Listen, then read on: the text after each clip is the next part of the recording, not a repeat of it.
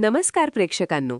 लग्नानंतर होईलच प्रेम या मालिकेच्या येणाऱ्या भागात एक असा जबरदस्त ट्विस्ट येणारे जो पाहून तुम्हीही थक्क व्हाल. मालिकेमध्ये आता एक मोठी दुर्घटना घडणार आहे, ज्याचा परिणाम पूर्ण कुटुंबावर होणार आहे. कथा आता एका रंजक वळणावर आलीये. काव्या आणि नंदिनी दोघीही काही कारणास्तव घराबाहेर असतात. याच संधीचा फायदा घेऊन म्हणा किंवा दुर्दैवाने घरात वसुताईंसोबत असलेल्या काव्याच्या सासूबाईंची प्रकृती अचानक बिघडते आणि त्यांना चक्कर येते. त्या खाली कोसळतात आणि घरात एकच खळबळ माजते.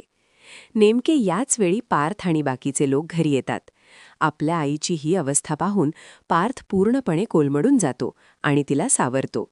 पण खरा ड्रामा तेव्हा सुरू होतो जेव्हा वसू आत्या या परिस्थितीचा दोष काव्या आणि नंदिनीवर ढकलतात. तुमच्या हलगर्जीपणामुळेच हे सगळं झालंय.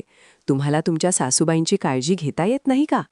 अशा शब्दात वसू आत्या त्या दोघींनाही चांगलंच फैलावर घेणार आहेत. आता काव्या आणि नंदिनी स्वतःला कसं सिद्ध करणार हे पाहणं महत्त्वाचं ठरेल. एकीकडे हा तणाव सुरू असताना दुसरीकडे आपल्याला दोन महत्त्वाचे ट्रॅक पाहायला मिळणार आहेत. जीवा आणि नंदिनी हे दोघे आता आपल्या भविष्याचा आणि बाळाचा गांभीर्याने विचार करताना दिसणार आहेत.